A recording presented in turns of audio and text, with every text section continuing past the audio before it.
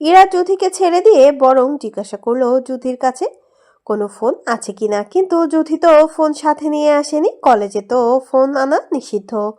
Phone না পাওয়াতেই ইরার মুখটা ফ্যাকাশে হয়ে গেল। তাই ইরাকে শান্ত করার জন্য যুথি বলল, আমি ঈশান ভাইয়ের কাছ থেকে ফোন এনে দিব।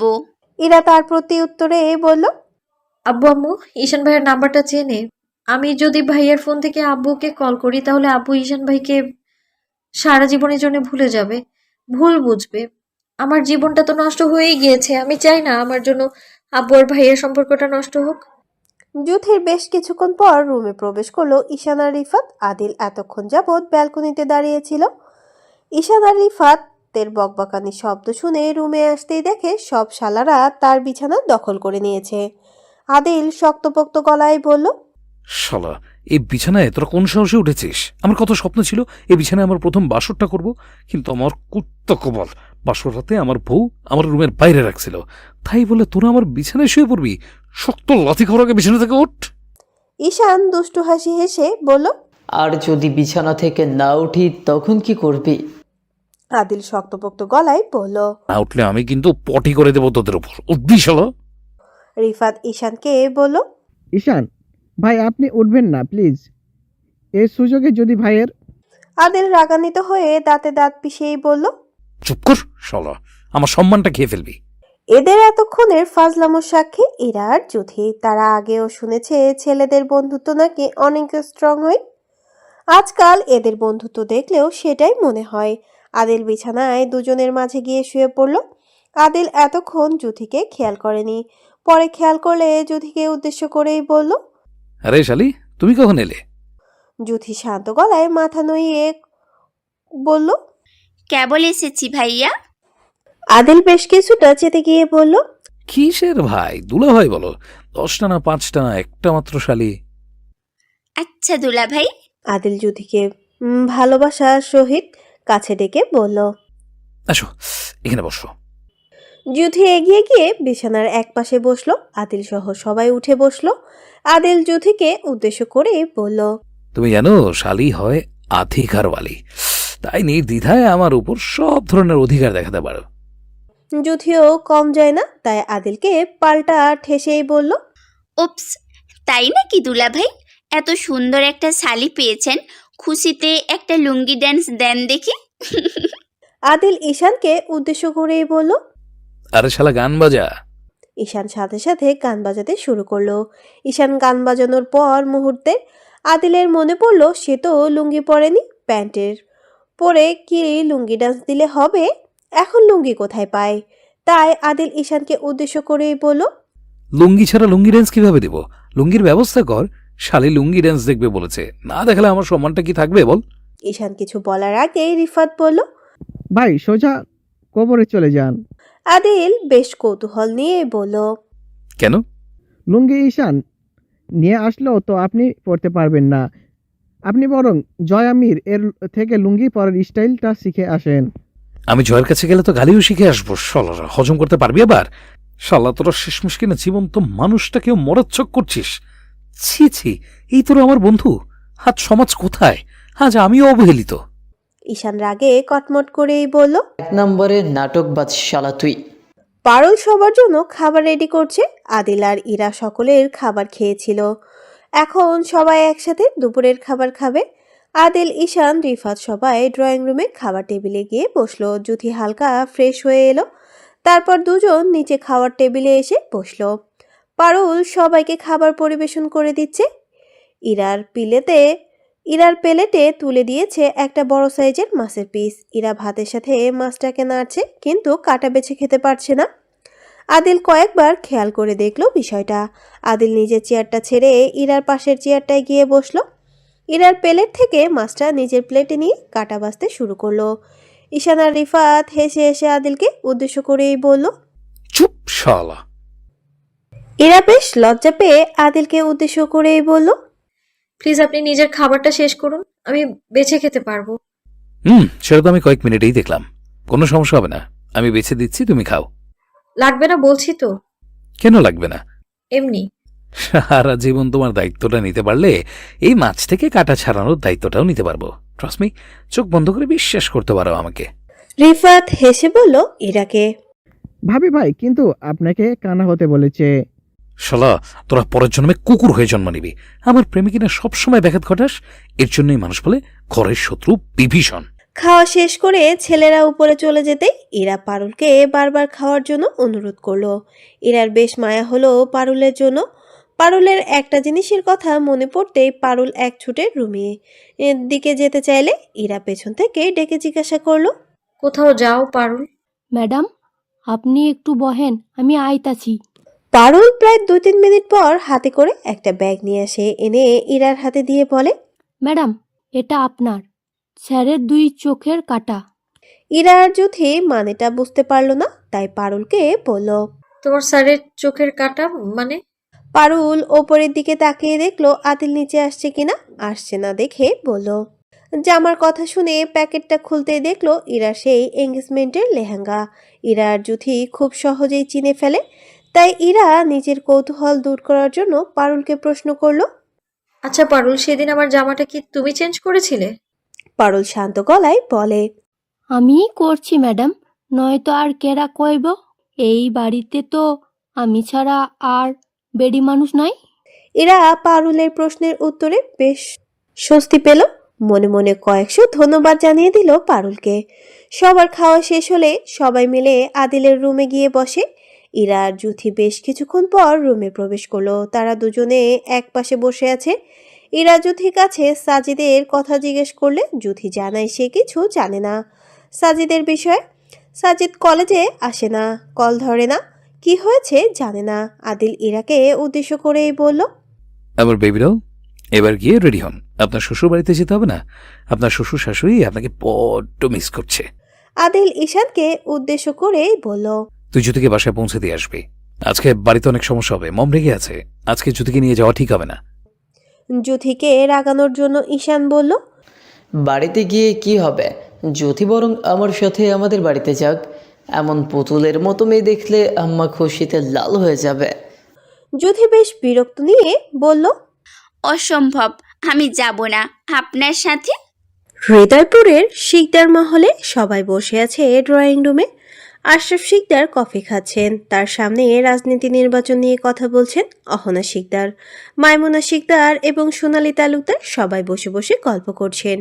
কলি আয়রার রুমে বসে বসে আছে। তাদের মধ্যে বেশ ভালো বন্ডিং হয়েছে। আয়রাকে এখনো আদিলের বিয়ের বিষয়টা জানানো হয়নি। সোনালী তালুকদার নিজেও ঠিক মতন কোনো কিছুই বুঝতে পারছেন না। তার আর 1 মিনিটও এই বাড়িতে থাকবে না।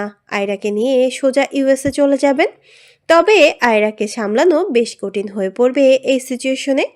শিকদার মহলের গেটের সামনে বেশ চেঁচামেচি শব্দ পেয়ে ড্রয়িং রুম থেকে বের হয়ে বাইরের দিকে এগোতেই দেখতে পান বড় বড় 2টা গাড়ি বাড়ির ভেতরে আসার চেষ্টা করছে। তবে আশপাশের মিডিয়ার প্রেস মিলে গাড়িটিকে ভিড় করে রেখেছে, তার জন্য বাড়ির ভেতরে প্রবেশ করতে পারছে না। দুপুরের দিকে পুলিশ প্রশাসনের লোক এসেছিল, তবে মিডিয়ার লোকেরা ছিল না তখন, তাই প্রশাসনের লোক চলে গেছে। কিন্তু হঠাৎ করে আবার কোথা থেকে আসলো তারা কেউ বুঝতে পারছে না। এত মানুষ ভিড়। আদিল গাড়ি নিয়ে ও ভেতরে প্রবেশ করতে পারছে না। সে নিজের রাগ কন্ট্রোল করতে না পেরে যদি মিডিয়ার লোকের মধ্যে কারোর উপরে গাড়ি তুলে দেয়, সামনে নির্বাচন, এই সময় এমন কাজটা করলে সব থেকে বড় বোকামিটা করবে আদিল। আশরাফ শিকদার 1 সেকেন্ডও সময় নিলেন না, অতি দ্রুত কল করলেন থানায়।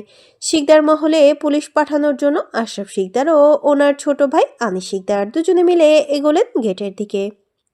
ওনাদেরকে মিডিয়ার লোকেরা চারপাশ দিয়ে ঘিরে ধরলেন আর বললেন, স্যার, আমাদের কাছে খবর আছে আপনার বড় ছেলে আদিল শিকদার আজাদ চেয়ারম্যানের মেয়ে কিডন্যাপ করে বিয়ে করেছেন।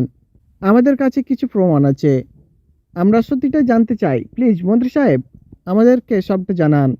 আশরাফ শিকদার সবাইকে উদ্দেশ্য করেই বললেন, আপনাদের কাজ কি উল্টাপাল্টা সংবাদ মানুষের কাছে পৌঁছে দেওয়া? বংশের ছেলেকে আমরা ওই রকম শিক্ষায় শিক্ষিত করিনি যে অন্যের বাড়ির মেয়েকে কিডন্যাপ করে বিয়ে করে নিয়ে আসবে। আপনারা উল্টা প্রশ্ন করে একে বিভ্রান্ত করা বন্ধ করুন। রাস্তা থেকে সরে দাঁড়ান, গাড়ি ভেতরে প্রবেশ করবে। আশরাফ শিকদারের কর্কশ গলার কথা শুনে আর প্রশ্ন করলো না মিডিয়ার লোকেরা, বরং আদিলের গাড়ির সামনে গিয়ে দাঁড়ালো। এমনভাবে গাড়ি কোনোভাবে ভেতরে প্রবেশ করতে পারলো না। এমন সময় আদিল রাগে কটমট করতে লাগলো। সে অনেক বেশি বিরক্ত হয়ে গাড়ি থেকে নামলো আর সবাইকে উদ্দেশ্য করে বলল। ঘুরে দাঁড়ায় আছেন না ভিতর পোলারা, ভেতরে কি তোমাদের মাথার উপরে দিয়ে যাব? একজন সাংবাদিক আদিলের খুব কাছে গিয়ে জিজ্ঞাসা করলো। স্যার, আপনি কি সত্যি কিডন্যাপ করে বিয়ে করেছেন আজাদ চৌধুরীর মেয়েকে? হ্যাঁ, বিয়ে করেছি। তাতে তোর বাপের কি সমস্যা? আশরাফ শিকদার রাগে কটমট করতে লাগলেন। এমনভাবে কথা বলে জনগণ ভোট কেন পরবর্তী নির্বাচনে দাঁড়ানোর আগে লাথি মেরে নামিয়ে দেবে। তাই মিডিয়াকে ফোকাস করার জন্য আশরাফ শিকদার বললেন। আপনারা যেহেতু ইন্টারভিউ নিতে এসেছেন, তাহলে আপনারা বরং ভিতরে আসেন, বসেন, কথা বলি। গাড়ি নিয়ে ভিতরে যাও। আশরাফ শিকদার সবাইকে উঠোনের এক পাশে রাখা ছোট্ট একটি ঘরে গিয়ে বসলেন। সাথে সাথে সাংবাদিকরাও গিয়ে বসলো। তাদের নানান ধরনের মন্তব্যের শিকার হচ্ছে তারা। একটা সময় সাংবাদিকের লোকেরা বেশ বিরক্ত হয়ে গেল আশরাফ শিকদারের ওপর। ছেলের বউকে মিডিয়ার সামনে আনছে না দেখে। সামনে নির্বাচন, এই মুহূর্তে জনগণকে রাগিয়ে দেয়া ঠিক হবে না। তাই আশরাফ শিকদার ওনার ছোট ভাই আদিস শিকদারকে পাঠালেন ছেলে আর ছেলের বউকে এখানে নিয়ে আসতে। আশরাফ শিকদার বলার সাথে সাথে আদিস শিকদার ডাকতে চলে গেলেন। আদিল গাড়ি সাইডে রেখে ইরাকে শক্ত করে ধরে রেখেছে। আশরাফ শিকদার যেতে বলেছেন বলে জানায় আদিস শিকদার। আদিল সম্মতি জানিয়ে বলে আসছি। আদিল ইরাকে শক্ত করে ধরে এগিয়ে গেলে উঠানের পাশে রাখা ছোট ঘরে। আদিল আর ইরা ঘরে প্রবেশ করতেই মিডিয়ার লোকেরা উঠে দাঁড়িয়ে এক একজন এক একটা প্রশ্ন করতে লাগলো। আদিলের শক্ত মেজাজটা আরও একবার শক্ত হয়ে গেল। মনে হলো এক একটাকে ধরে মাথার ওপর তুলে একটা করে আছাড় মারতে। মিডিয়ার লোকদের প্রশ্ন। ম্যাডাম, আপনাকে কি কিডন্যাপ করে তুলে নেওয়া হয়েছিল? আরেকজন জিজ্ঞাসা করলো। নাকি ম্যাডাম আপনাদের আগেই সম্পর্ক ছিল, বাড়িতে মেনে নিচ্ছিল না বলে পালিয়ে গিয়েছিলেন? আমরা তো শুনেছিলাম ম্যাডাম আপনার এঙ্গেজমেন্ট ছিল সেদিন মাফিয়া কিং ইয়ান রোশান খানের সাথে। যদি ম্যাডাম পরিষ্কার করে আমাদেরকে সবটাই জানাতেন। আশরাফ শিকদার বারবার ইরা আর আদিলের তাকালেন। ইরা ছোট মানুষ, হয়তো এত মিডিয়া ক্যামেরার সামনে কখনো আসেনি দেখে ও বেশ নার্ভাস লাগছে মেয়েটিকে। না জানি কি বলে ফেলে। এই মুহূর্তে আদিল কিছু বলে সেটা কোনোভাবে গ্রহণযোগ্য হবে না।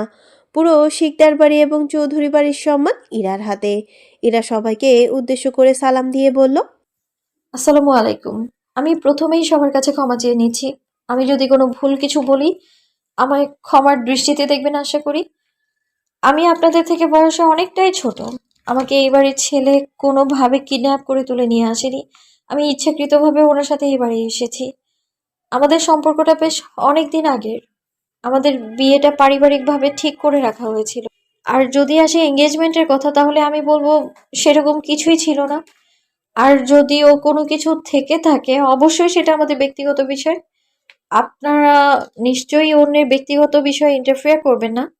কারোর কোনো প্রশ্ন থাকলেও আর করার সাহস দেখালো না, বরং এক এক করে সবাই বেরিয়ে গেল। আদিল আর আশরাফ শিকদার একে অপরের দিকে তাকাতাকি করছে। ইরা কিছুটা সামনে এগিয়ে আশরাফ শিকদারকে পায়ে হাত দিয়ে সালাম করতে গেলে আশরাফ শিকদার পায়ে হাত দিতে বারণ করলেন, বরং মাথায় হাত রেখে শান্ত গলায় বললেন। শিকদার বাড়ির যোগ্য বউ তুমি, আম্মু।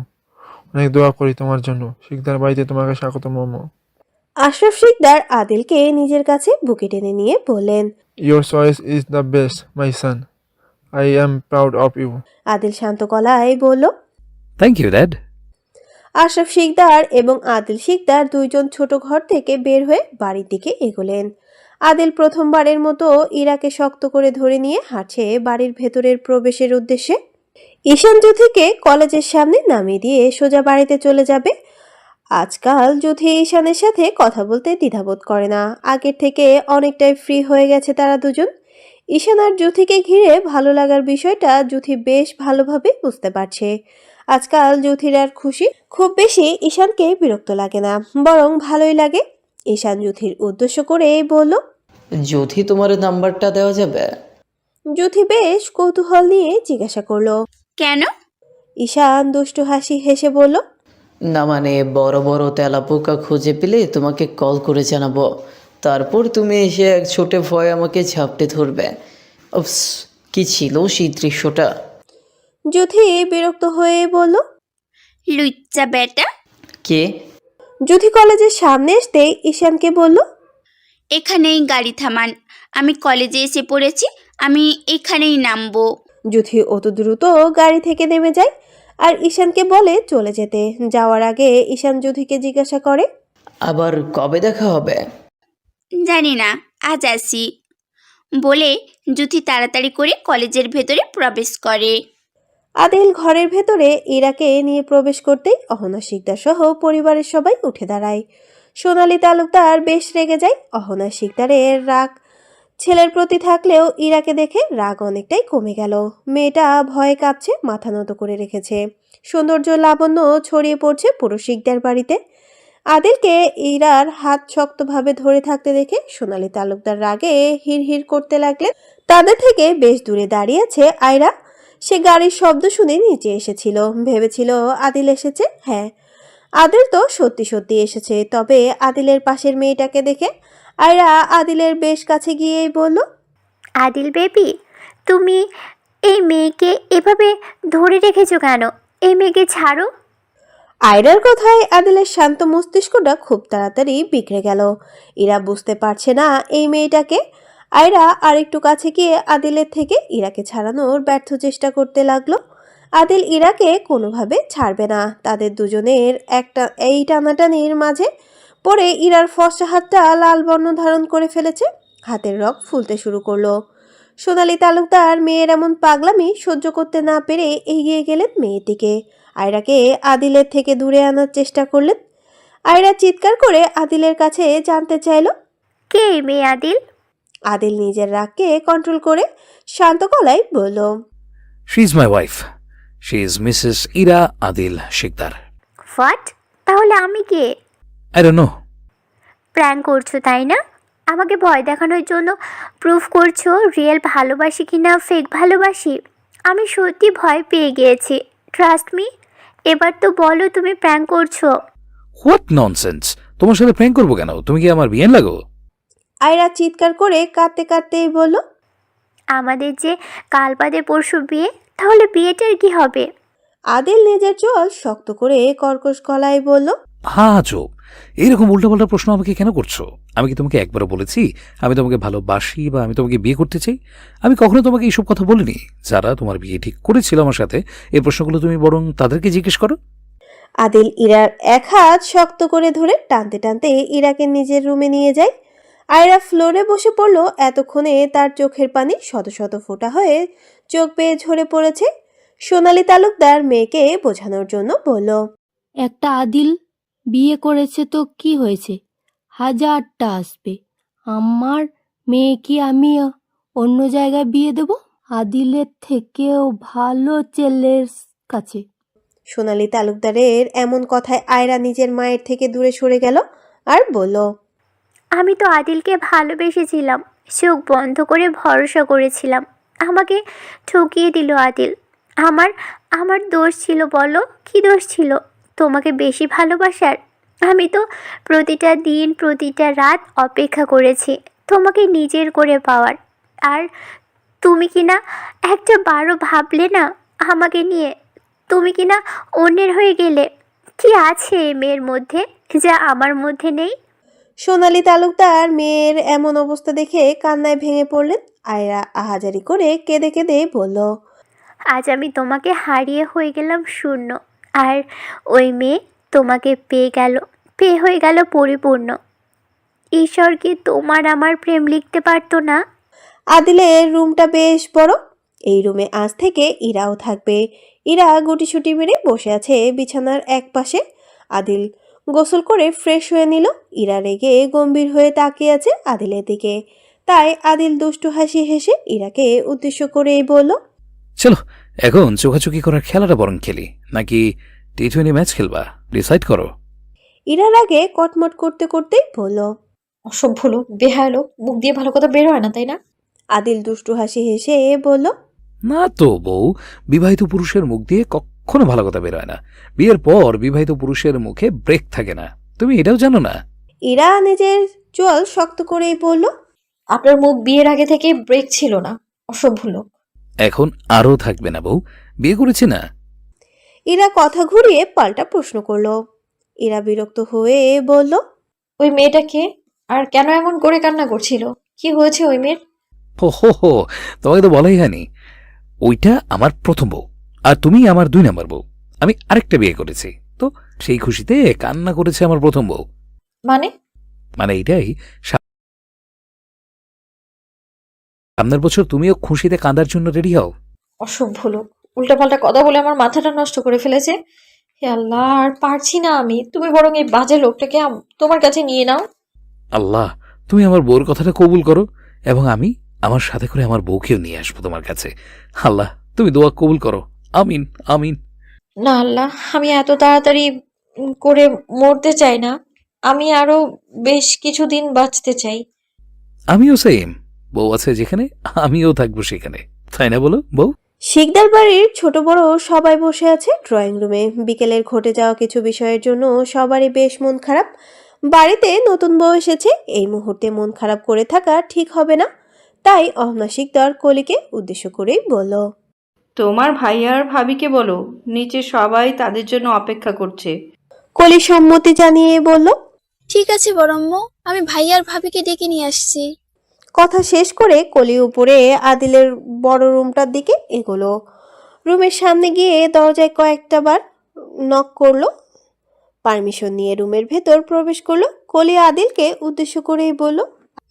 ভাইয়া বড়ম্মু বলছে ভাবিকে নিয়ে নিচে আসতে। আদিল বলল, ওকে, তুই যা, আমি আসতেছি। কথা শেষ করে কলি নিচে এলো। আদিল ইরাকে নিয়ে বেশ কয়েক মিনিট পর নিচে যায়। ইরা মাথা নুয়ে আছে, সে ভীষণ ভয় পাচ্ছে এই মুহূর্তে সবাইকে। অহনা শিকদার ইরার ভয়ের কারণটা বুঝতে পেরে ইরাকে উদ্দেশ্য করেই বলল। এইখানে আমার পাশে এসে বসো। ইরা আস্তে ধীরে এগিয়ে গিয়ে বসলো শাশুড়ির পাশে। আদিল গিয়ে বসলো আশরাফ শিকদারের পাশে।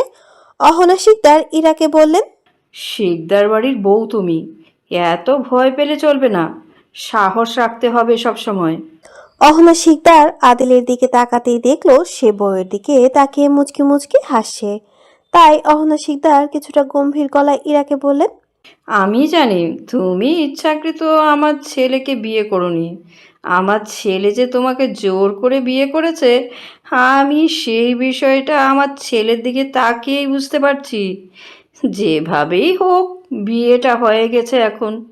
তোমরা সব সময় ভালো থাকো, আমরা এই বয়সে আর এর থেকে বেশি কিছু চাই না।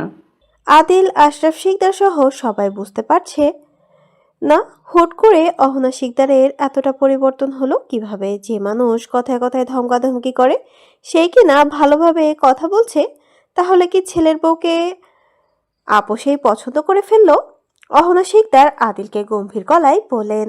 আদিল শান্ত গলায় বলল, তুমি বিয়ে করতে চাইছো, আমাদেরকে জানাতে পারতে, তাহলে আমি শুধু শুধু আয়রার সাথে তোমার বিয়েটা ঠিক করতাম না। মেয়েটার মুখের দিকে তাকানো যাচ্ছে না। তুমি এই কাজটা একদম ঠিক করোনি আদিল। মম, তুমি আমাকে ভুল বুঝতেছো। আমি আমার বিয়ের বিষয়ে সবকিছু ড্যাডকে জানিয়েছিলাম অনেক আগেই। অহনা শিকদার গম্ভীর মুখে আশরাফ শিকদারের দিকে তাকাতেই আশরাফ শিকদার চোখ ঘুরিয়ে নিলেন ভয়ে। আশরাফ শিকদার আদিলকে রেগে গিয়ে বললেন, বিয়ে করলা তুমি, বাসটাও করলে তুমি, বাসটা কেন আমাকে দিলা? মম দেখো, ড্যাড তোমার নামে বাজে কথা বলছে আমাকে। আশরাফ শিকদার গম্ভীর গলায় বলেন। এই ছেলে আমার হতেই পারে না। সত্যি করে বলো অহনা, এই ছেলেটা কার? অহনা শিকদার কপাল কুঁচকে ফেললেন। এতগুলো মানুষের সামনে কিনা তার চরিত্র নিয়ে কথা বলছে। আজকে এই লোকের খবর আছে। বাড়িতে থাকা কাজের লোকেরা মিলে টেবিল ভর্তি করে খাবার রেডি করছে। তাদের সাথে সাথে হাত লাগাচ্ছেন মাইমুনা শিকদার। সবাই ড্রয়িং রুম থেকে উঠে গিয়ে বসলেন খাবার টেবিলে। ইরার পাশে গিয়ে বসলো আদিল। ইরা আশেপাশে খুঁজতে লাগলো বিকেলে সেই মেয়েটিকে, কিন্তু কোথাও দেখা যাচ্ছে না তাদের। অহনা শিকদার আদিলকে বললেন, এরাকে কালকে ওর পছন্দ মতন জামা কাপড় কিনে দিবে। আর কলিকে বলল, তোমার একটা 3 পিস তোমার ভাবিকে দাও। এত ভারী শাড়ি পরে সে ঘুমাতে পারবে না, সমস্যা হবে তার। কলি সম্মতি জানিয়ে বলে। আচ্ছা বড়ম্মু। অহনা শিকদারের এমন আচরণে নিমেষেই ইরার মাঝে বিশাল ভালোবাসার সৃষ্টি হলো। খাওয়া শেষ করে সবাই নিজেদের রুমে চলে গেল। তার মাঝে ইরা আদিলকে উদ্দেশ্য করেই বলল, একটা কথা বলবো, রাখবেন প্লিজ? ইরার এমনভাবে কথা শুনে বেশ মায়া হলো আদিলের। তাই বলল, একটা কেন 100টা কথা বলতে পারো, আমি অবশ্যই রাখবো। আপনি প্লিজ একটু বাইরে যাবেন, আমি ড্রেস চেঞ্জ করব। আদিল অবাক হয়ে বলল, তুমি ওয়াশরুমে গিয়ে চেঞ্জ করে নাও। আমাদের রুমের ভেতরে এত বড় একটা ওয়াশরুম থাকার পরেও আমাকে কেন বাইরে যেতে হবে? একটু যান না প্লিজ, আমার ওয়াশরুমে ভয় লাগে। এক প্রকার ইরা জেদ করে আদিলকে রুমের বাইরে বের করে দিল। আদিলকে বের করার সাথে সাথে রুমের দরজা আটকে দিল ইরা। দরজার বাইরে থেকে আদিল বলল, বেশি টাইম ওয়েস্ট করবে না, সময় মাত্র 5 মিনিট। ইরা দরজার অপর পাশ থেকে নিজের হাসি সংবরণ করে আদিলকে উদ্দেশ্য করে বলল, খেলবেন না T20? অসভ্য লোক। অবশ্যই খেলবো জান, দরজাটা খোলো, আমি রেডি হয়ে আসছি। একটু শোনেন, হ্যাঁ বলো জান। রেডি হয়ে দরজার সামনেই বসে থাকবেন দয়া করে। একদম ডাকাডাকি করবেন না আমায়। আমার ঘুমের ডিস্টার্ব হলে আপনার খবর আছে কিন্তু। তার মানে আমি আজকেও রুমের বাইরে থাকবো? হ্যাঁ অবশ্যই, আপনাকে ওইখানেই ভালো মানায়। একদম না, আমি কত কষ্ট করে বিয়ে করেছি তুমি জানো? না, আর জানতেও চাই না। আমি শুধু জানি আপনি আমায় কিডন্যাপ করে বিয়ে করেছেন। আপনার কঠিন বিচার হওয়া প্রয়োজন। যেভাবেই হোক বিয়ে করেছি, বিয়ে হয়েছে, তাই না? বিচারটা দরজা খুলে তারপরে করো বেবি ডল। প্লিজ দরজা খুলো, বাইরে অনেক বড় বড় মশা। মশার কামড়কে বইয়ের মিষ্টি চুমু ভেবে খাওয়া শুরু করেন। আপনি না বলেন আমি ছাড়াও তো আপনার আরেকটা বউ আছে, আজকে বরং তার কাছেই যান। Good night. না, আমি আজকে তোমার কাছেই থাকবো। আমি আজকে T20 ম্যাচ খেলবো, তোমাকে দেখিয়ে দেবো আমি কত বড় খেলোয়াড়। প্লিজ দরজাটা খোলো বউ, আমি কিন্তু রেগে যাচ্ছি বউ। অসম্ভব, আপনার জন্য রুমে প্রবেশ নিষিদ্ধ। আমাকে রাগিয়ে দিও না বউ, তাহলে কিন্তু তোমার খবর আছে। তুমি ছোট মানুষ বলে কিন্তু আমার কাছে ছাড় পাবে না, তাই এখনো সময় আছে, দরজা খোলো বউ। আমাকে রাগাস না, আমি কিন্তু রেগে যাচ্ছি। আপনি প্লিজ একটু রেগে যান, আমিও দেখি আপনি কেমন রাখতে পারেন। শালা কুত্তা কপাল, বউ তো আমার ভয় পায় না, উল্টা আমাকে থ্রেট দেয়। হাতের কাছে পেলে শুধু তোমাকে দেখাবো আমি কি চিস। দরজার সামনে সে ভাবে বসে থাকতে দেখলে আর মান সম্মান আর কিছুই থাকবে না। তাই আদিল দরজার সামনে থেকে উঠে চলে গেল ড্রয়িং রুমে। ড্রয়িং রুমে গিয়ে দেখে আশরাফ শিকদার মুখটাকে গোমড়া করে বসে আছেন। আদিল আশরাফ শিকদারকে এমন ভাবে বসে থাকতে দেখে জিজ্ঞাসা করলো, তোমাকেও কি মম রুমের বাইরে ফেলে দিয়েছে ড্যাড? আশরাফ শিকদার গম্ভীর গলায় বললেন, হ্যাঁ, আর তোমাকে? Same to dad. আমার তো বয়স হচ্ছে, বুড়ো হয়ে যাচ্ছি, তাই তোমার মম মাঝে মাঝে শখ করে রুমের বাইরে পাঠিয়ে দেয়। তুমি তো ইয়াং ম্যান, তোমাকে কেন বাইরে রাখে? আমি নাকি কিডন্যাপ করে বিয়ে করেছি, তার সাজা দিচ্ছে। আচ্ছা ড্যাড, সত্যি করে বলো তো, মম কেন তোমাকে রুমের বাইরে রেখেছে? এমনি। গোপন সমস্যা ড্যাড, নির্দ্বিধায় বলতে পারো, আমি কাউকে কিচ্ছু বলবো না ড্যাড, প্রমিস। বেহারা ছেলে আমি বাবা হই তোমার। তাতে কি হয়েছে ড্যাড, গোপনীয় সমস্যা থাকতে পারে, তুমি বরং কলকাতা হার্বাল সেবন করো ড্যাড, সব ঠিক হয়ে যাবে। আশরাফ শিকদার এক হাতে থাকা ফোনটা ছুঁড়ে ফেললো আদিলের দিকে। আদিল ফোনটাকে টপ করে ধরে ফেললো আর বলল, ড্যাড তুমি এটা ঠিক করছো না, আমার মমকে কিনা ঠকানোর চেষ্টা করো এই বয়সে। আমি মমকে এক্ষুনি বলে দেবো তুমি এই বয়সে ইটিস পিটিস করছো। আরে বেহায়া ছেলে, তুমি কি চাইছো এই বয়সে আমার সংসারটা নষ্ট হয়ে যাক? ঠিকভাবে দেখো, আমি কিছু করছি না। তুমি কি চাচ্ছ তোমার মম আমাকে এই বাড়ি থেকে বের করে দেখ? তুমি এইরকম ইনফরমেশন দিলে 100 বার বিশ্বাস করবে তোমার মম। আমি একজন স্বরাষ্ট্রমন্ত্রী, আমাকে এইভাবে ভয় দেখিও না, আমার স্ট্রোক হবে। ধ্যাৎ, এই এক ডায়লগ শুনতে শুনতে পুরো হয়ে যাচ্ছি ড্যাড, নতুন ডায়লগ বলো। আরে বোকা ছেলে, এটা ডায়লগ নয়, এটা আমার ইমোশন। ড্যাড চলো যাই। আশরাফ শিকদার কৌতূহল নিয়ে জিজ্ঞাসা করলেন কোথায়? আদিলকে। আদিল দুষ্টু হাসি হেসে বলল, চলো ড্যাড, লাল পানি খেয়ে আসি। তোর লজ্জা করে না বাপকে লাল পানি খাওয়ার অফার করো? আজকের জন্য মাফ করে দিলাম, পরের বার আর মাফ করে দিব না। আজকের জন্য যাচ্ছি, পরের বার আর যাব না। আদিল রেগে গিয়ে বলল, আগেও 1000 বার বলেছো ড্যাড, তোমার যেতে হবে না, তুমি বরং থাকো, আমি এগিয়ে যাচ্ছি।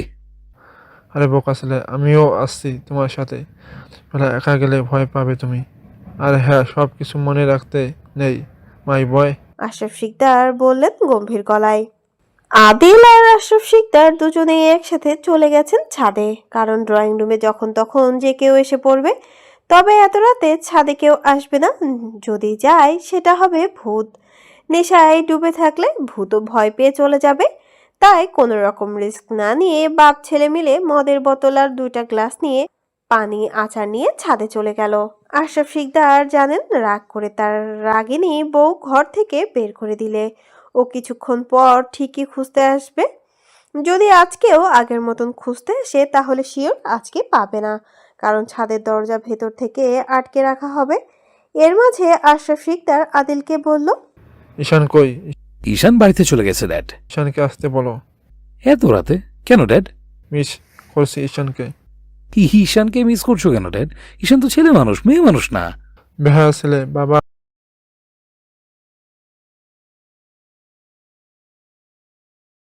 আর সবকিছুতে নেগেটিভ কথাবার্তা বলো। ঈশান ছেলেটা ভালো, আমার মনের সব কথা বুঝতে পারে। মতন কথাই কথায় আমাকে অপমান করে না। ও তাই নাকি? মমকে ডাকবো নাকি এখানে? সবকিছুতেই আমাকে একদম ভয় দেখাবে না। আমি কি তোমার মমকে ভয় পাই নাকি? মম মম আরে বোকা ছেলে, সবকিছুতেই সাহস দেখালে চলো না। তুমি ভুলে যাচ্ছ কেন? আমি একজন স্বরাষ্ট্রমন্ত্রী। একদম ভয় দেখাবে না, তাহলে আমার স্ট্রোক হবে। আদিব এবং প্রিয়াস বাংলাদেশ এয়ারপোর্টে নেমেছে রাত 10টা বাজে। বাড়িতে ফিরতে আরো ঘন্টাখানেক লাগবে। আশরাফ শিকদার গাড়ি পাঠিয়ে দিয়েছে, সাথে রিফাতকেও। অনেক বছর যাবৎ দেশের বাইরে আছে, একা বাড়ি ফিরতে সমস্যা হবে হয়তো। রিফাত এয়ারপোর্টের বাইরে গাড়ি নিয়ে দাঁড়িয়ে আছে। আদিব এয়ারপোর্ট থেকে বেরিয়ে কল করে রিফাতের নাম্বারে। রিফাত এগিয়ে নিয়ে আসে আদিবের প্রিয়াসকে। আদিব রিফাতের সমবয়সী হলেও প্রিয়াস বেশ বড় ওদের থেকে। রিফাত সালাম দিয়ে সবাইকে গাড়িতে তুলে নিয়ে আসলো। তার মধ্যে প্রিয়াস রিফাতকে জিজ্ঞাসা করলো, হাই ফাকিং ম্যান, আদিলের বউ দেখতে কেমন? She is very horse. Rifat গলা খাকারি দিয়ে বলল। জানি না তো ভাই, আমি তো দেখি নাই। আদিব দাঁতে দাঁত পিষে বলল, নেক্সট টাইম এ ধরনের কথা বলবে না ভাইয়া ভাবিকে নিয়ে। ভাইয়া কিন্তু অ্যালাউ করবে না তোমাকে। নিজের ভাই বলে তোমাকে কিন্তু ছাড় দিবে না। তোমার নিজের জানের মায়া থাকলে ভাবির থেকে দূরে থাকবে অবশ্যই ভাইয়া। রিফাত প্রিয়াসের এইরকম বাজে ভাষার কথা মানে বুঝতে পারেনি। তবে আদিব প্রিয়াসকে গিয়ে শান্ত হুমকিতে বেশ ভালোভাবে বুঝতে পারলো sure not a good person. গভীর থেকে গভীর রাত, হঠাৎ ফোন বেজে উঠলো। ফোনটা সাইলেন্ট থাকায় ভাইব্রেট হচ্ছিল। ফোনের ভাইব্রেশনের ফলে ফোনটা কাঁপছিল। একটা সময় ঘুম ভেঙে যায়। ফোনটা রিসিভ করে ঘুম ঝরানো কণ্ঠে হ্যালো বলতেই অপর প্রান্ত থেকে ভেসে আসে এক সুঠামদেহী পুরুষালী কণ্ঠের আওয়াজ। কয়টা বাজে? এত আগেই ঘুমিয়ে পড়েছ? কে আপনি? চিনতে পারোনি? না। তুমি তেলাপোকা দেখিয়ে ভয় পেয়ে যাকে ঝাপটে জড়িয়ে ধরেছিলে, আমি সেই। ঈশান? এত সময় লাগে আমাকে চিনতে? আমি তো ভেবেছিলাম হ্যালো বললেই চিনতে পারবে। সরি, ঘুমিয়ে পড়েছিলাম, বুঝতে পারিনি। কিন্তু কল করেছেন কেন রাতে? ঈশান আদুরে গলায় বলল। মিস করছিলাম তাই। জুথি কৌতূহল নিয়ে জিজ্ঞাসা করলো, কাকে মিস করছেন এত রাতে? ঈশান জুথিকে রাগানোর জন্য বলল। আমার বউকে। জুথি এক লাফে শোয়া থেকে উঠে বসলো আর রেগে গিয়ে ঈশানকে বলল। আপনি বিয়ে করেছেন ঈশান? ঈশান লাজুক হেসেই বলল। হ্যাঁ, তুমি জানো না?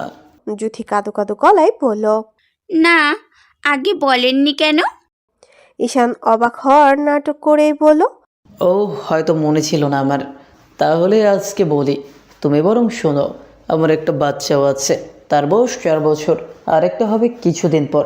তোমাকে অবশ্যই দাওয়াত দিব আমাদের বাড়িতে, বাবুটা হলে আসবে কিন্তু। জুথির চোখের কার্নিশ বেয়ে দুফোঁটা নোনা জল বেয়ে পড়লো আর ঈশানকে রাগী গলায় বলল। তাহলে আমাকে কল করেছেন কেন? আমি কোনো বিবাহিত পুরুষের সাথে কথাই বলবো না। কথা শেষ করার আগেই জুথি ফোনটা কেটে দিল। জুথি রাগের কারণটা বুঝতে পেরে ঈশান আবারও কল করলো জুথিকে, কিন্তু জুথি কল রিসিভ করলো না। ঈশান পরপর কয়েকবার কল করলো।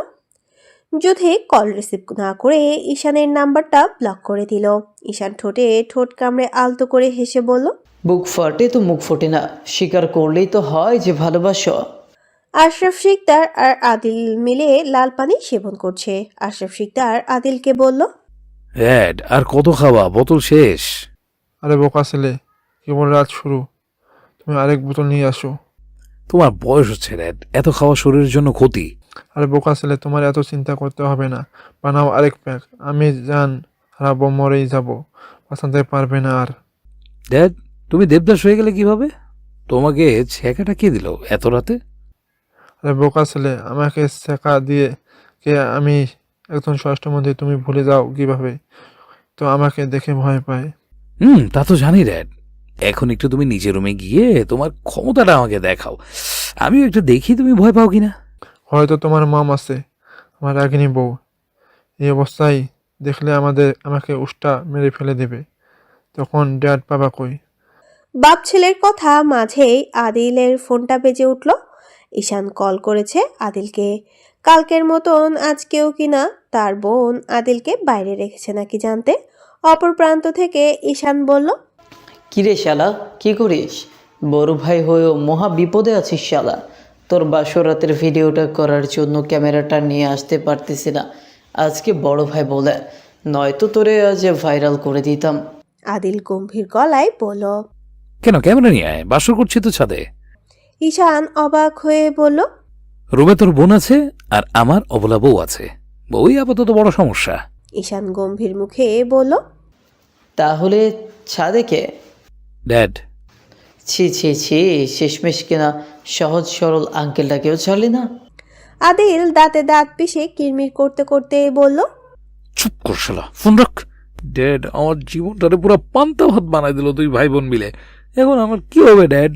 প্রতিদিনের মতন আয়রা এবং সোনালী তালুকদার বসে আছে, টিভি দেখছেন আর কফি খাচ্ছেন। কালকে যে আদিলের বিয়ে হয়ে গিয়েছে আয়রাকে দেখে মনে হচ্ছে হয়তো, বরং মনে হচ্ছে সে রাতে ঘুমের সাথে সবকিছু ভুলে গিয়েছে। বেশ কিছুক্ষণ পর অহনা শিকদার এসে বসলেন টেবিলে। তিনি গরম গরম ধোয়া ওড়ানো কফি খাচ্ছেন।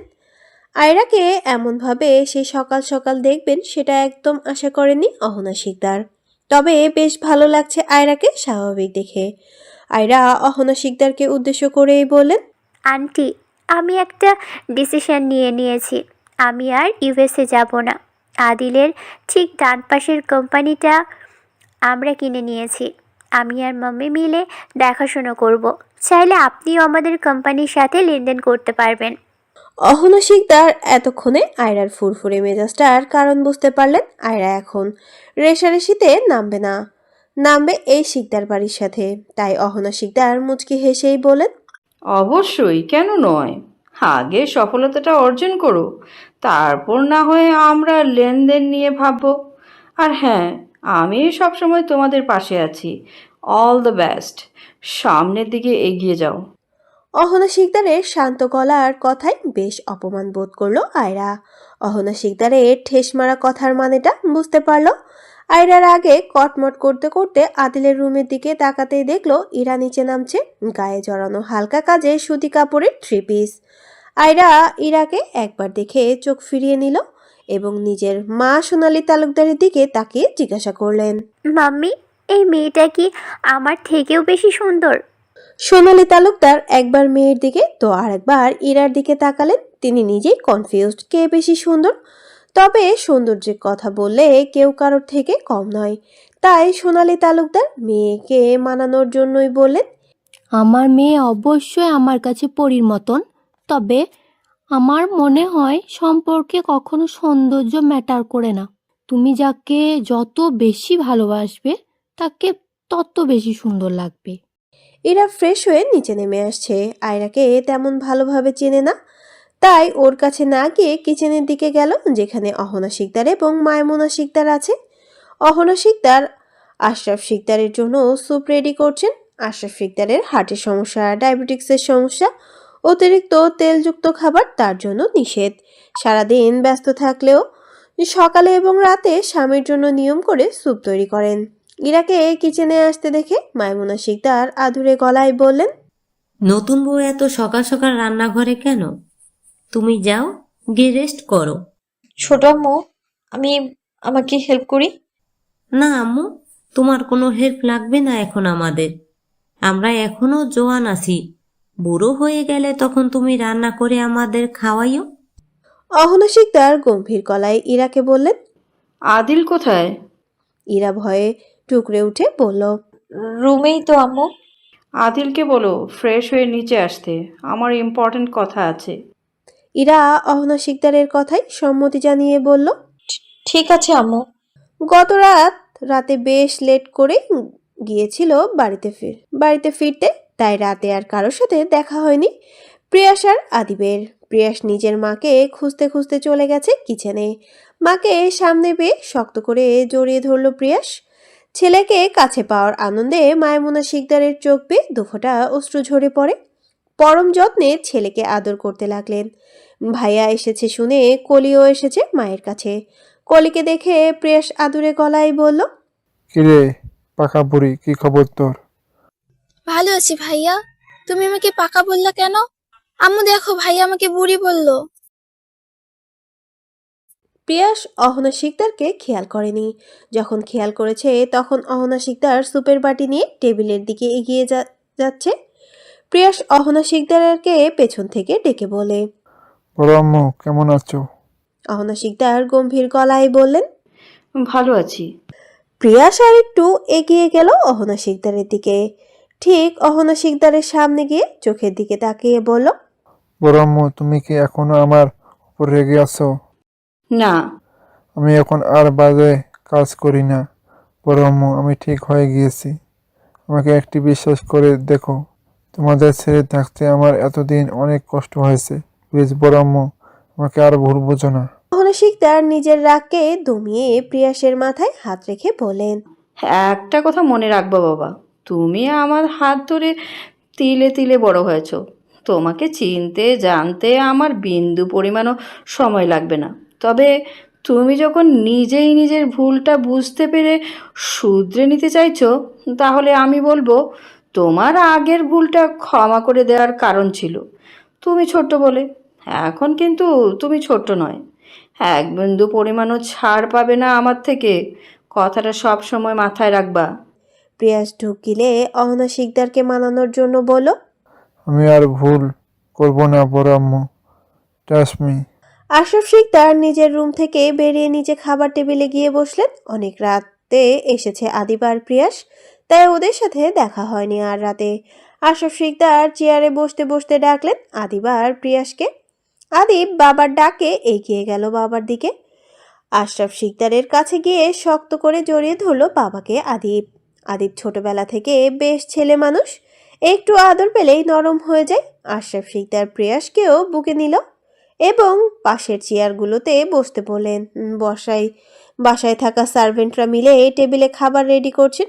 আশরাফ শিকদারকে গরম গরম সুপের বাটি সামনে এগিয়ে দিলেন অহনা শিকদার। এই এক এক করে সবাই চলে আসলেন খাওয়ার টেবিলে। আদিল এখনো পড়ে পড়ে ঘুমাচ্ছে। ইরা আদিলকে ডাকছে বেশ অনেকক্ষণ যাবৎ। এই অসভ্য লোক, এই বেহায়া লোক, উঠুন। আদিল ঘুম ঝরানো কণ্ঠে রেগে গিয়ে বলল, শালার কুত্তা কপাল, সকাল সকাল এগুলো কি বাজে নামে ডাকে আমাকে? অন্যদের দিন কিনা শুরু হয় জান বাবু সোনা দিয়ে, আর আমাকে কিনা অসভ্য লোক বাজে লোক এগুলো শুনে দিন শুরু করতে হয়। হা, আমার কি জীবন, পুরাই পান্তা ভাতের মতন। জীবনটা শেষ, পুরোটাই বরবাদ করে দিল মেয়ে। ইরা মুচকি মুচকি হেসে নিল আদিলের কথায়। সে জানে না ঠিক মতন কাকে বিয়ে করেছে, আস্তে আস্তে সেটাও বুঝতে পারবে। ইরা গায়ে হাত না দিয়ে ঝাড়ু নিয়ে আসে, ঝাড়ু উল্টো করে আদিলের গায়ে লাগিয়ে বলে, এই অসভ্য লোক, এই বেহায়া লোক, উঠুন, নয়তো পানি ঢেলে দিব কিন্তু।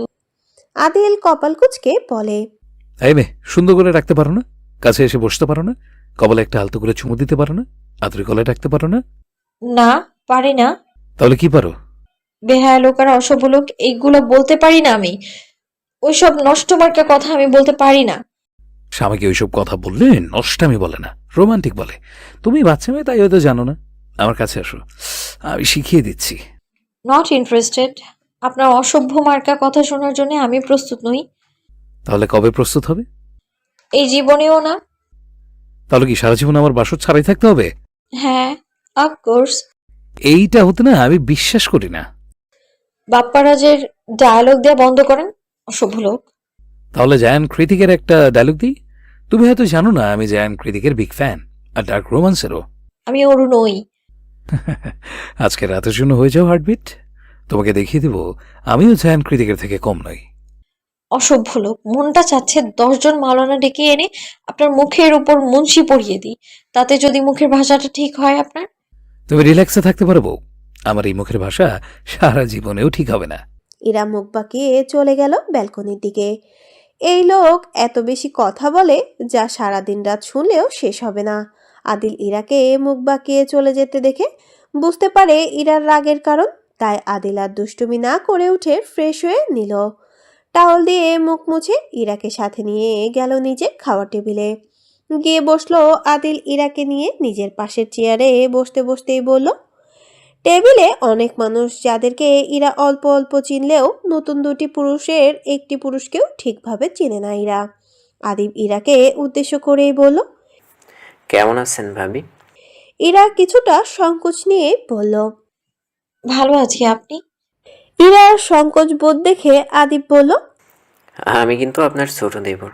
আপনি তো এখনই এই বাড়ির নতুন, তাই আপনার চিনতে সমস্যা হচ্ছে, তবে আস্তে আস্তে সবই চিনতে পারবেন ভাবি।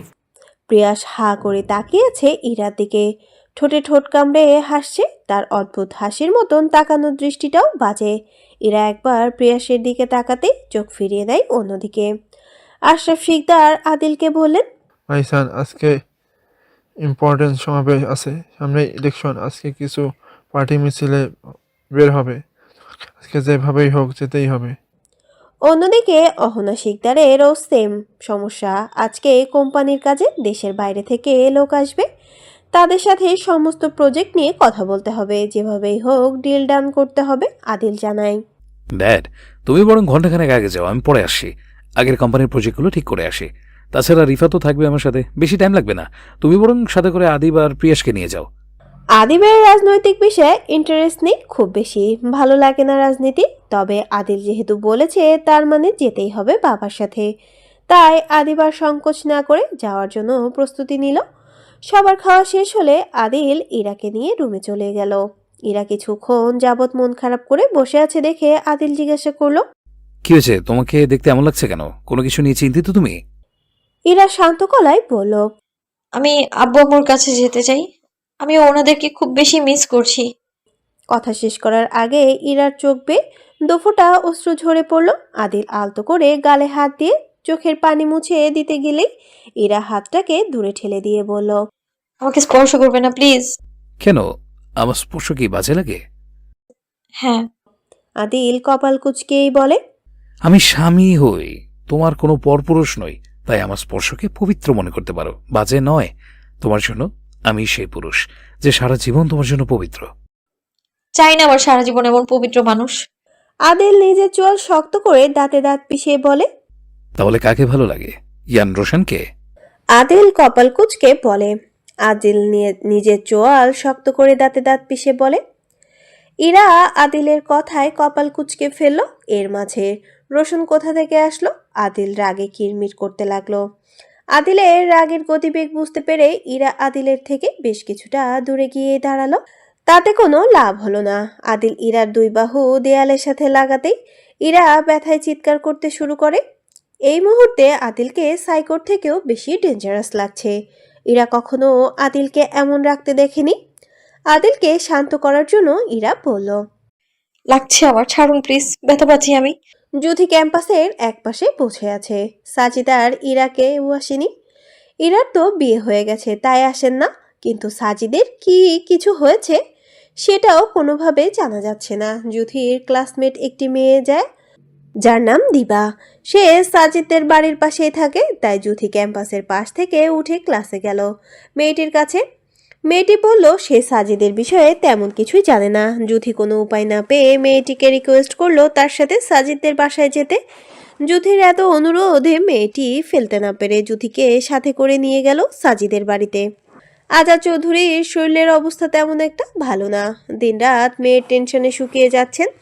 তারা পুলিশের কাছে কমপ্লেন করেছিলেন, বলল অতি দ্রুত খুঁজে বের করার চেষ্টা করবে, কিন্তু আজ 2 দিন মেয়েটার কোনো খোঁজ খবর নেই। সালমা চৌধুরীর অঝরে চোখের পানি ফেলেন। আদিল প্রপারভাবে রেডি হয়ে নিল অফিসের উদ্দেশ্যে। সেখান থেকে আবার সমাবেশে যেতে হবে। সারাদিনের ব্যস্ততার শেষ থাকবে না আজ। আদিল রাগান্বিত হয়ে বলল, আজকে যদি রুমের দরজা বন্ধ করে রাখিস তাহলে তোর খবর আছে। ছোট বলে সবকিছুতে আমার কাছে ছাড় পাবি না। আমি চেয়েছি আপনাদের কাছে ছাড়। ঠিক আছে, তাহলে রাতের জন্য রেডি হও। ইরা মুখটাকে বাঁকা করেই বলল, আমি রেডি আছি। আপনি হয়ে আসবেন বড় বড় মশার চুমু খাওয়ার জন্য। আজকে মশার চুমু খাবো না বউ, তোমার চুমু খাবো। আদিল ইরার দিকে এগিয়ে গেল কপালে একটা চুমু দিবে বলে। তখনই ইরা আদিলের সামনে থেকে সরে দাঁড়ালো। আদিলের চুমুটা গিয়ে পড়ল দেয়ালে। আদিল রাগে কটমট করতে লাগলো আর বলল, এই মেয়েটা মনে হয় জীবনেও রোমান্টিক মুভি দেখে নাই। ইরা অবাক হওয়ার নাটক করেই বলল, হ্যাঁ, আপনি জানেন কি করে? আদিল আশরাফ শিকদারকে উদ্দেশ্য করতে করতেই বলতে লাগলো, ড্যাড, তুমি আরেকটা মেয়ে দেখাতো আমার জন্য। আমি আরেকটা বিয়ে করব, ডিসিশন ফাইনাল। আমি বছরে 24টা বিয়ে করব। জীবনটারে পন্থাপথের থেকে বেশি খারাপ করে দিল এই মেয়ে। এখন কি হবে আমার? Dad, dad. Sikdar group of ইন্ডাস্ট্রিতে অহনা শিকদারের পাশাপাশি আদিলের গুরুত্বটাও বিশেষ। হ্যাঁ, আপনি জানেন কি করে? আদিল আশরাফ শিকদারকে উদ্দেশ্য করতে করতেই বলতে লাগলো, ড্যাড, তুমি আরেকটা মেয়ে দেখাতো আমার জন্য। আমি আরেকটা বিয়ে করব, ডিসিশন ফাইনাল। আমি বছরে 24টা বিয়ে করব। জীবনটারে পন্থাপথের থেকে বেশি খারাপ করে দিল এই মেয়ে। এখন কি হবে আমার? Dad, dad. Sikdar group of ইন্ডাস্ট্রিতে অহনা শিকদারের পাশাপাশি আদিলের গুরুত্বটাও বিশেষ। আজকে বাংলাদেশের বাইরে থেকে অনেক লোক আসবে এই কোম্পানির সাথে ডিল করতে। যে কোনো দ্রব্যকে বাংলাদেশ থেকে বিদেশে রপ্তানি বেশি করা হয়। তাছাড়া শিকদার ইন্ডাস্ট্রির সুনাম ছড়িয়েছে সারা বাংলাদেশে। মিটিংয়ের সব কিছুর ব্যবস্থা করে রেখেছে রিফাত। আদিল প্রজেক্টগুলোকে ভালোভাবে বুঝিয়ে দেবে এবং ডিল ওকে করে চলে আসবে। মাত্র ঘন্টাখানেকের ব্যাপার। জুথি আর দিবা সাজিদের বাড়ির ভেতরে প্রবেশ করতেই দেখে কিছু লোকজন সাজিদদের বাড়ির ভেতরে বসে আছে। জুথি কিছুটা অবাক হয় মানুষগুলোকে দেখে, তবে জুথি থামে না, এগিয়ে যায় রুমের দিকে। এগোতেই দেখে সাজিদ ফর্মাল ড্রেস আপ পরে আছে, মনে হচ্ছে কোথাও যাচ্ছে। জুথি এগিয়ে গেল সাজিদের দিকে। জুথিকে দেখে সাজিদ কিছুটা হালকা হাসলো। সাজিদ আশা করেনি জুথিকে এই সময় এই বাড়িতে আসবে। জুথি সাজিদকে জিজ্ঞাসা করলো, তুই কলেজে আসিস না কেন? আর এই রেডি হয়ে আছিস কেন? কোথায় যাবি? সাজিদ মুচকি হেসে বলল, চলে যাচ্ছি অনেক দূরে, জুথি অবাক হয়ে বলল, কোথায় যাবি কানাডায়। মানে? হ্যাঁ, আর ঘন্টাখানেক পর ফ্লাইট, তারপর হয়তো সারাজীবনের জন্য তোদের সাথে আর দেখা হবে না। এত তাড়াতাড়ি ফ্লাইট মানে? অনেক আগেই অনলাইনে আবেদন করে রেখেছিলাম, হঠাৎ করেই হয়ে গেল। আন্টি, কোথায় দেখেছি না তো। দিবা জুথিকে বারবার নিষেধ করলো এই প্রশ্নটা করতে। জুথি বিষয়টা জানতো না, তাই জিজ্ঞাসা করেছে। জুথির আন্টি বলার কথা শুনে সাজিদের মুখটা ফ্যাকাশে হয়ে গেল। মনে হলো চোখ বেয়ে ঝরে পড়বে অশ্রুজল, তবে সেটাও পড়লো না, হয়তো ছেলে মানুষ তাই। সাজিদ রুমের ভেতরে থাকা সবাইকে বলল বেরিয়ে যেতে। সবাই সঙ্গে সঙ্গে বেরিয়ে গেল রুম থেকে। সাজিদের রুমে রইল শুধু দিবা আর জুথি। দিবাকে চলে যেতে বলতো, তবে গ্রামের মানুষের দৃষ্টি খারাপ, জুথিকে ঘিরে একটা বাজে কথা বলে দিবে। সাথে কেউ থাকলে হয়তো বাজে কথা বলার সাহস পাবে না। সাজিদ হালকা হাসি হেসে বলল, এটা কেমন আছে? ভালোই আছে। আমাকে ভুলে গেছে তাই না? তুই ভুল বুঝছিস, এরা কাউকেই ভুলেনি। এরা তোর কথা জিজ্ঞেস করে। থাক, মিথ্যা বলিস না। কি করে আমাকে জানিয়ে বিয়েটা করে নিল? এরা ইচ্ছাকৃত বিয়েটা করেনি, এরা সম্পূর্ণ পরিস্থিতির শিকার ছিল। সাজিদ আলতো হেসে বলল, কোন নাটক করছিস আমার সাথে? তাহলে এতদিনে এই বন্ধুত্বটার মানে বুঝলি? থাক, ছাড়া। বলে সাজিদ চুপ করে আছে, কিছু বলছে না। সাজিদকে দেখে মনে হচ্ছে ওর অনেক কষ্ট হচ্ছে, কিছু বলতে চাইছে কিন্তু বলতে পারছে না। তাই জুথি কিছুটা এগিয়ে গেল সাজিদের দিকে। সাজিদের চোখের পানি। সাজিদের কেন মন খারাপ জিজ্ঞাসা করলে সাজিদ বলে, আমি বড্ড একা হয়ে গেলাম রে। আমার আর নিজের বলতে কেউ নেই। একটা মা ছিল, সেটাও আল্লাহ নিয়ে নিল। একটা ভালোবাসার মানুষ ছিল, সেটাও হারিয়ে গেল। আমি একদম এতিম হয়ে গেলাম রে। আমি আর আমার চারপাশে শূন্যতা ছাড়া কোনো কিছুই দেখতে পাই না। আমি বড্ড একা। এই পাওয়ার না পাওয়ার খেলায় আমি হেরে গেলাম। বন্ধুত্ব বাঁচাতে গিয়ে আমি আমার ভালোবাসার মানুষকে হারিয়ে ফেললাম। আজ আমি নিঃস্ব হয়ে গেলাম। আমি চলে যাচ্ছি অনেক দূরে, অজানা এক গন্তব্যের দিকে। ভালো থাকিস তোরা। এই জীবন আর দেখা হবে কিনা জানি না। সাজিদ নিজের কথা শেষ করে চোখের পানি মুছতে মুছতে বেরিয়ে গেল রুম থেকে। যুথি ঠায় দাঁড়িয়ে আছে। এই ছেলে যে কখনো ইরাকে এতটা ভালোবেসেছিল বুঝতে পারেনি তারা কেউই। হয়তো অপ্রত্যাশিত ভালোবাসা চিরস্থায়ী হয় না, তবে ভালোবাসাটা সুন্দর হয়। ভালোবাসা গোপনেই বেশি সুন্দর। যুথির খুব করে ইচ্ছে করছিল সাজিদকে আটকাতে, কিন্তু সাজিদকে আটকাতে তো ইরাকে লাগবে। ইরার তো বিয়ে হয়ে গেছে, এখন আর কোনো উপায় না পেয়ে যুথি চুপ করে বসে পড়ল বিছানার এক পাশে। শিকদার মহলে তেমন কেউ নেই, সবাই নিজেদের কাজে চলে গেছে। শুধু মাইমুনা শিকদার আছেন, তিনি বাড়ির দেখাশোনা করেন। ইরা ব্যালকনিতে দাঁড়িয়ে আছে। আদিলের রুমটা ওপর তলায় হওয়ায় নিচের সবকিছু বেশ স্পষ্টভাবে দেখা যায়। আজকে তাকে নিয়ে শপিংয়ে যাওয়ার কথা ছিল। আজকে তো আদিল সারাদিন ব্যস্ত থাকবে, তাহলে কি আজকেও শপিংয়ে যাওয়া হবে না? ইরার বেশ মন খারাপ হলো। শুধু যে শপিং এর জন্য মন খারাপ সেটা নয়, তার বাবা মাকে বেশ মিস করছে ইরা। ইরার মনে পড়ে বাড়িতে মায়মুনা শিকদার মানে কলির আম্মু তো আছে, ওনার সাথে ফোনটা নিয়ে বাড়িতে কথা বলবে। তাই এগিয়ে যায় নিচে ড্রয়িং রুমের দিকে, সেখানে কোথাও নেই। তাই ইরা বুকে সাহস নিয়ে এগিয়ে যায় মায়মুনা শিকদারের রুমের দিকে। রুমের সামনে নক করার জন্য দরজা হাত লাগাতেই দরজা খুলে যায়। মায়মুনা শিকদার গভীর ঘুমে আচ্ছন্ন, তাই ইরা বেশ সংকোচ বোধ করলো। মায়মুনা শিকদারকে না ডেকে নিজের রুমে চলে এলো। ইয়ান রোশনের বডিগার্ডগুলো এসে খবর পৌঁছে দিয়ে যায় শিকদার বাড়ি সম্পর্কে। আজকাল বেশ নজরে রাখেন ইয়ান রোশনের লোকগুলো। তারা জানালো আজকে শিকদার মহল পুরো খালি, বাড়ির সব ছেলেরা গিয়েছে রাজনীতিতে। আজকে বড় সমাবেশের আয়োজন করা হয়েছে। এবার প্রাইম মিনিস্টার পদপ্রার্থী নির্বাচনে হয়ে অংশগ্রহণ করবেন আদিল শিকদার, যেখানে আদিলের বাবা স্বয়ং আশরাফ শিকদার স্বরাষ্ট্রমন্ত্রী পদতলিতে আছে। সেখানে আদিল শিকদারকে আর পেছনে ফিরে তাকাতে হবে না। কয়েকজন বডিগার্ডদের মধ্যে একজন বলল, স্যার, আপনি চাইলে আমাদের ভাবিকে আজকে তুলে আনতে পারেন। পুরো শিকদার মহল ফাঁকা, আজকে শিকদার মহলে অ্যাটাক করার সঠিক সময়। ইয়ান রোশন বসে আছে, ফল কাটছে আর খাচ্ছে। সবার বলা প্রত্যেকটা কথা মনোযোগ সহকারে শুনল, কোনো প্রতিক্রিয়া দেখালো না। বডিগার্ডের মধ্যে একজন তার ছেলের হাসি হেসে বলল তার পাশে থাকা সেই বডিগার্ডকে, যে এই মুহূর্তে ইরাকে ভাবি ডাকলো। কেন? ভাই তো এখনোই বিয়ে করে নাই ওই মেয়েরে। তাছাড়া ওই মেয়ে তো বিবাহিত। ভাই কেন ওই মেয়েরে বিয়ে করব? ছেলেটার কথা বলতে দেরি, কিন্তু রোশনের ছেলেটার বুকে ছুরি চালাতে দেরি হলো না। রোশনের সামনে দাঁড়িয়ে কিনা তার ভালোবাসার মানুষের নামে বাজে কথা বলছে। যত সব হারামির বাচ্চা, ওর এমন জায়গায় নিয়ে ফেলবি আর এত ছোট ছোট টুকরো করবি যেন কুত্তা শিয়ালের খাইয়ে অসুবিধা না হয়। কোম্পানির সমস্ত প্রজেক্ট ডিল ওকে। আদিল নিজের অফিস রুমে গিয়ে একটু বসলো রেস্ট নিতে। এর মাঝেই কল করলো আশরাফ শিকদারের। আগের ও বেশ কয়েকবার কল করেছিল, তখন আদিল মিটিংয়ে ব্যস্ত ছিল বলে কল কেটে দিয়েছিল, কিন্তু এখন ফ্রি আছে তাই কলটা রিসিভ করলো। হ্যাঁ ড্যাড বলো। আশরাফ শিকদার গম্ভীর গলায় বললেন, আর কত টাইম ওয়েস্ট করবে? কুইক তাড়াতাড়ি চলে আসো। ওকে। দ্রুত গাড়ি নিয়ে বেরিয়ে গেল। আজকে সাজিদের বাড়িতে যাওয়ার কারণে কয়েকটা ক্লাস মিস হয়ে গেছে যুথির। সাজিদদের বাড়িতে থেকে আসার পর একদম ভালো লাগলো না বলে কলেজ থেকে চলে এসেছে। ফাঁকা শুনশান নিরিবিলি রাস্তার একপাশে ঘেঁষে হেঁটে চলেছে। যুথির বেশ মন খারাপ করছে। কলেজে আর একা একা আসতেও ভালো লাগে না। ইরা কবে আসবে কলেজে যুথি জানে না। ইরার কাছে ফোন না থাকায় যোগাযোগও করা যাচ্ছে না। তাছাড়া একটা মানুষের প্রতি খুব বেশি ভালো লাগা কাজ করতে শুরু করেছিল, সেও কিনা মনটা ভেঙে দিল। সে বিবাহিত, কিন্তু আগে জানায়নি, আমাকে ঠকালো। কালকে রাতে রাগে অভিমানে ঈশানের নাম্বারটা ব্লক করে ফোনটাও বন্ধ করে রেখেছে যুথি। আশরাফ শিকদারের পাশে আদিব প্রিয়াস বসে আছে, সাথে ছোটখাটো মেম্বার চেয়ারম্যান মন্ত্রীও আছে।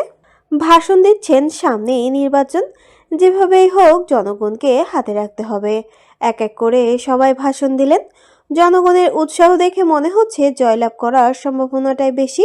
স্বয়ং আশরাফ শিকদার ভাষণ দিচ্ছেন, তাকে সবার করা তালিতে উৎসাহ দিচ্ছেন।